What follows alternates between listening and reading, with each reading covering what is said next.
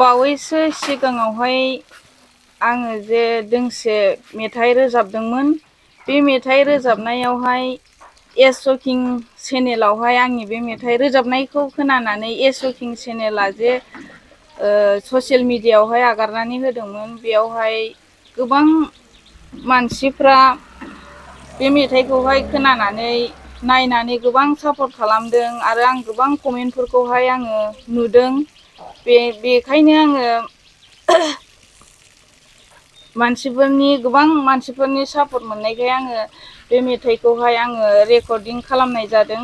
बे रेकर्डिं खालामनायावहाय आंखौहाय दिनै जोंनि बे बिश्वनाथ डिस्ट्रिक्टनिनो हारिमुनि आफादगिरि साफ्रोमबो आंखौ हेफाजाब खालामदों। बेवहाय आंखौ हेफाजाब खालामदों आयं धनेस्वर गयारि आरो आयं बेरेमोदै मुसाहारि आरो ओरैजाय आदा राकेश नार्जारि।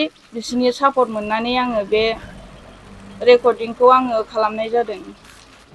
आङो इयुनावहाय मेथाइ रोजाबनायनि थांखि दं आंहा। आरो आङो बे रैसुमै देंखोजों लोगोसे आङो बैसागु मेथाइबो आङो दोंसे खालामफादों।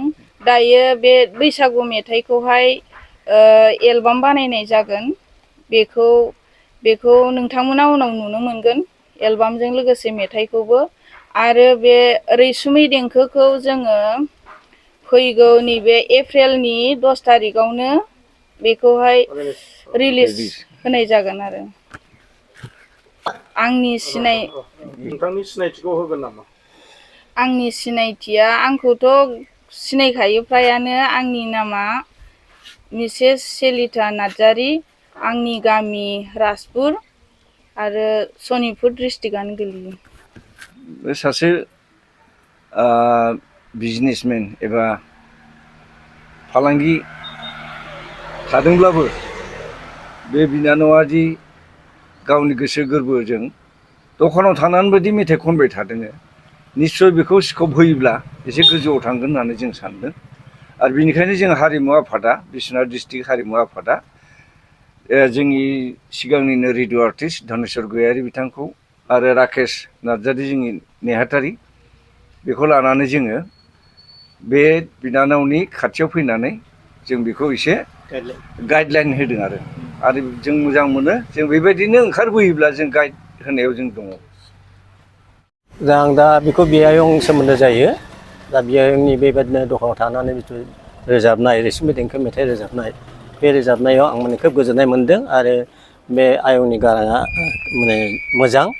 बेनिखायनो आं रेडिअ' आर्टिस्ट हिसाबै बे बियायं फिसाखौ जा हायो आं माने गाइडलाइन होदों। आरो लोगोसे जोंनि हारिमु आफादनि आफादगिरि नेहाथारि बिथांमोनाबो गाइडलाइन होदों।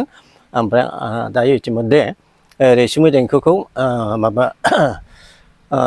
अडिअ' खालामनाय जाबाय आरो लोगोसे बैसागु मेथाइबो खालामनाय जाबाय। बे बावैनो रिलिज जासिगोन। ओमफ्राय आं रेडिअ' आर्टिस्ट हिसाबै जिहेतु आं सासे गोजाम रेडिअ' आर्टिस्ट हिसाबै आं बेबायदिनो मोजां आर्टिस्ट बानायलांनो हायो नामा, बे हास्थायनाया आंनियाव दङ।